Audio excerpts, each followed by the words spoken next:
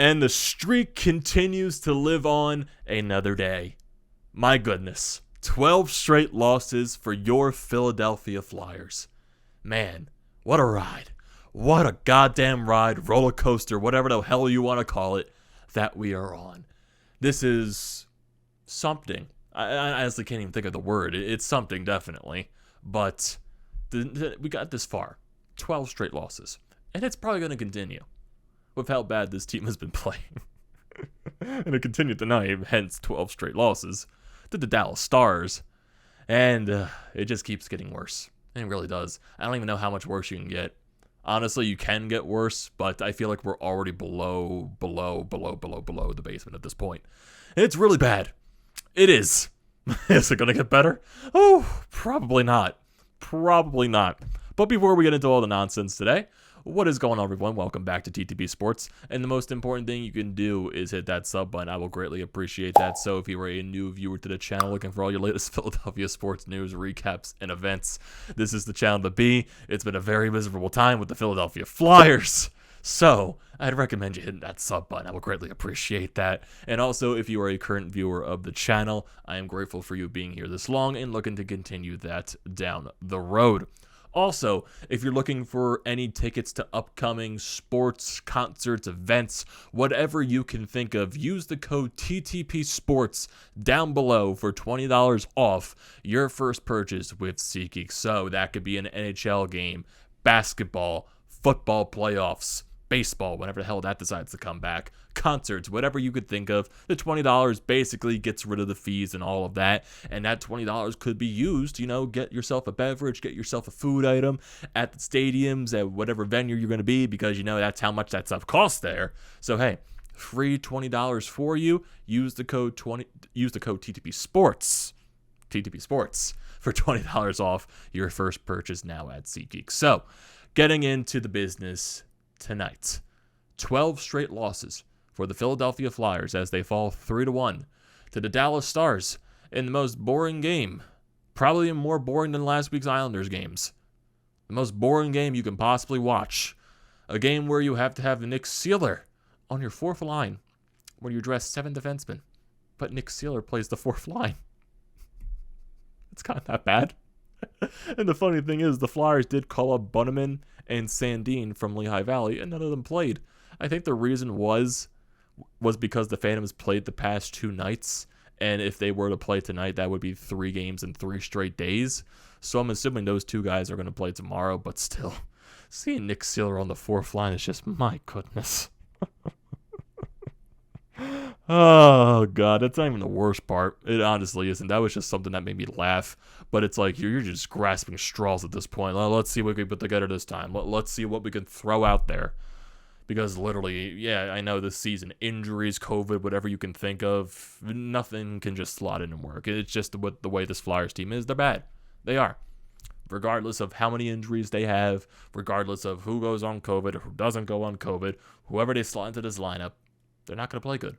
That's just it. They don't have guys to pick and pluck down from Lehigh Valley to come up and actually, take advantage of something. They just don't. They don't. They have a minimal amount of guys. And, you got the Yorks, you got the Zamulas.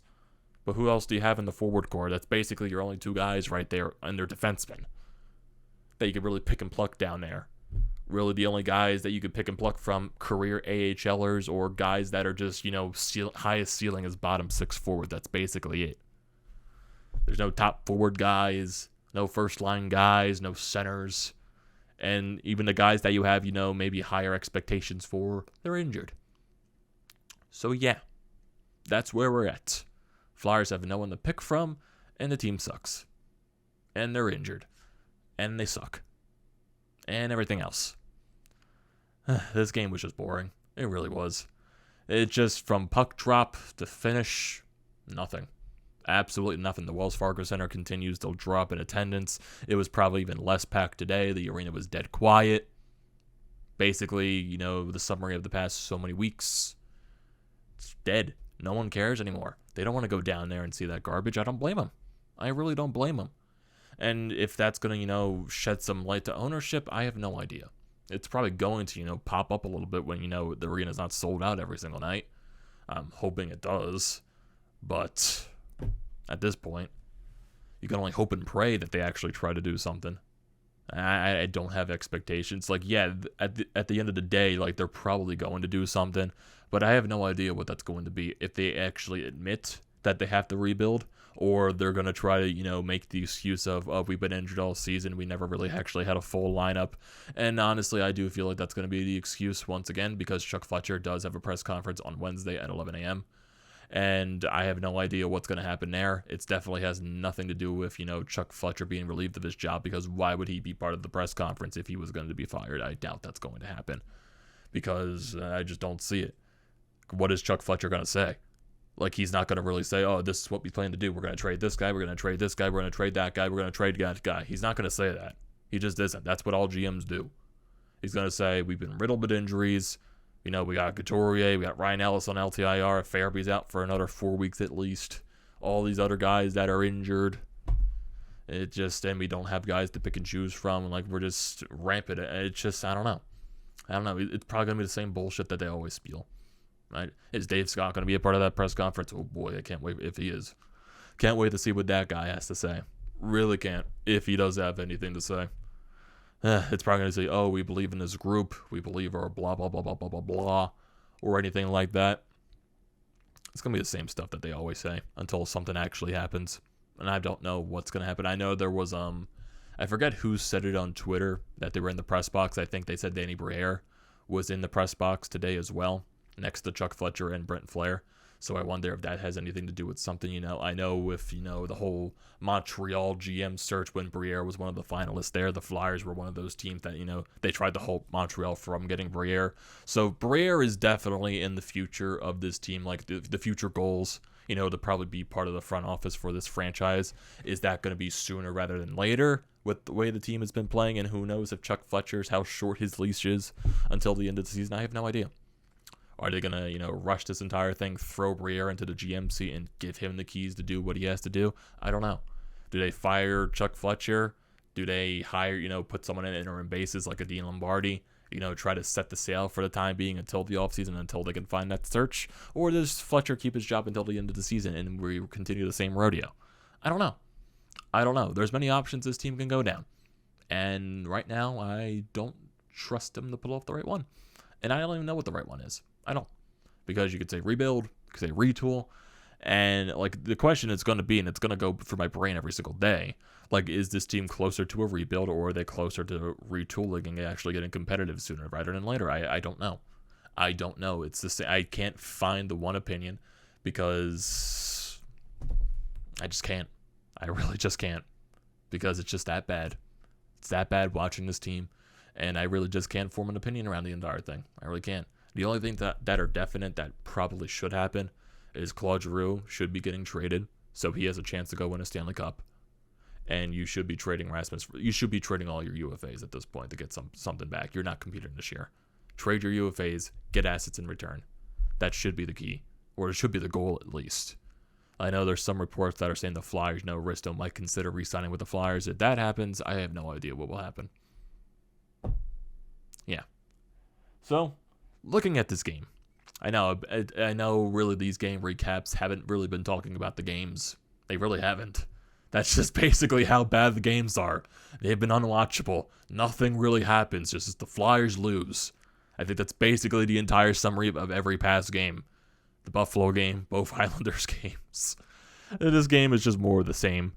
Boring first period turns into a late goal, turnover by Konechny. Rube Hintz, for some reason, he's wide by himself behind Ristolainen, and Sanheim gets a breakaway, beats Hart, 5-hole, becomes a 1-0 lead for Dallas. The Flyers do tie the game in the second period, a very fluky goal.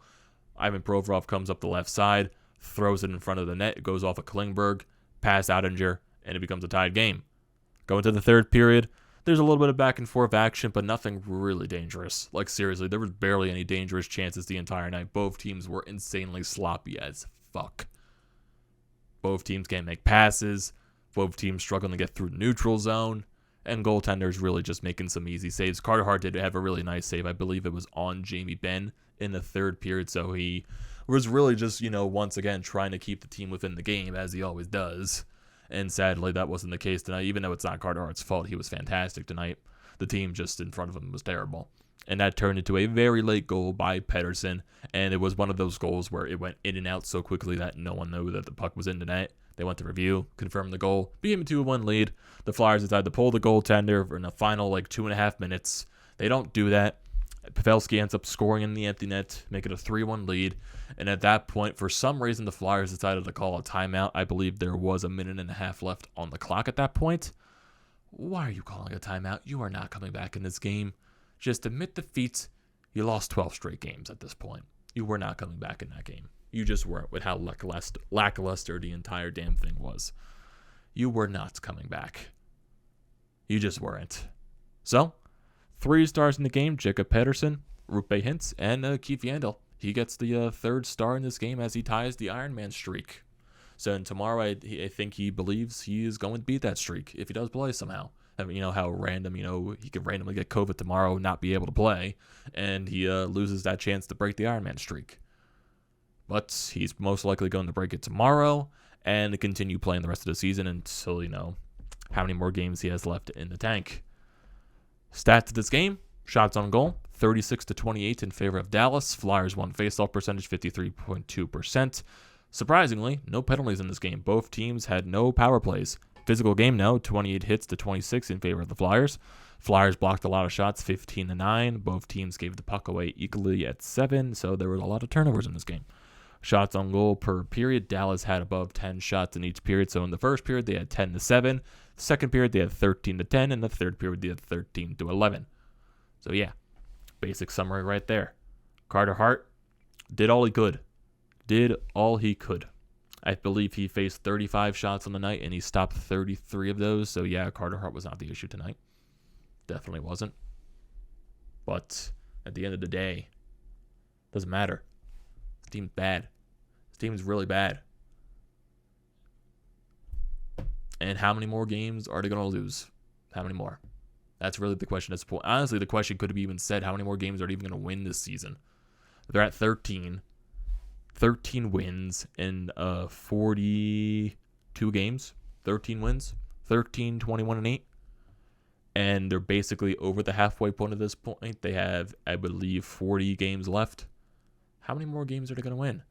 10 more games? Less than that? Between 7 and 10? How many more games are they going to lose? Between 20 and 30? It's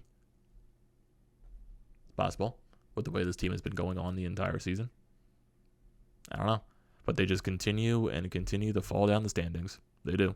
If you look at the league right now, I believe the Flyers are now the 6th worst team in the league. They are. The only teams that are behind them: Buffalo, Seattle, Ottawa, Arizona, and Montreal. That is the company that the Flyers are with. And Buffalo, honestly, could pass the Flyers at any given moment because they're only a point behind them at 33. Flyers have 34 points. The Islanders have 34 points, but the Islanders have so many games in hand that they're most likely going to surpass the Flyers in point total. That's, I would say, reality at this point. Defeated. Defeated is all you can say. And every recap at this point is most likely going to be the same exact conversation. What are the Flyers going to do? What are they going to do at the trade deadline? Do you rebuild? Do you retool? I don't know what the hell you do. But at the end of the day, it's the Philadelphia Flyers. We're fans of this team, and somehow we are still watching them. I don't know why. I don't know why I'm still watching them. I'm crazy. You're crazy if you're still watching them. I guess you can just call us diehard fans, and we want our team to succeed. But the upcoming schedule for the next couple of games. Got the Islanders tomorrow, so you don't even get a break. You play the Islanders in Long Island tomorrow.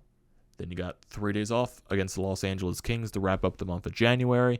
And then you got most of your rescheduled games that are in February. You got the Winnipeg game to start off the month of February. And then you got that long-ass break before the All-Star game. So you got 7 days off after the game against Winnipeg because of the All-Star break. And then basically you're getting into the schedule where it's all the remade games because of COVID. You got the 2 Detroit games. You got the Pittsburgh-Washington game, Carolina, St. Louis, which was a game that was actually bumped up from the end of the month. Then you got a Washington game at the end of the month. So that's basically your entire month of February right there. But it's most likely no light at the end of the tunnel at this point. I don't see them getting hot. I don't see them pulling off anything out of their ass which they're not going to at this point. That's reality. We just got to wait for the inevitable end of this season, because it's going to be a very long end. A very long and painful end. But maybe it's necessary. Maybe it is for this franchise to actually, maybe do the right thing. Who knows? Who knows at this point? So, what are your thoughts on this game, everyone? What are your thoughts on the Flyers in general? Do you think they need to retool? Do you think they need to rebuild, or something else? I want to hear those thoughts down in the comment section below as always, so don't forget to leave those down there. Don't forget to drop a like on this video. Don't forget to check out the Painted Lines, which I'm a part of. Their links are down in the description below. Also, don't forget to check out the links to BrodesMedia, the Flyer.pod merch website, and also Flyers Nitty Gritty. And also, like I said at the beginning of the video, the most important thing you can do is hit that sub button. I'll greatly appreciate that. And also, use the code TTPSPORTS for $20 off your first purchase at SeatGeek now. And I will see you next time.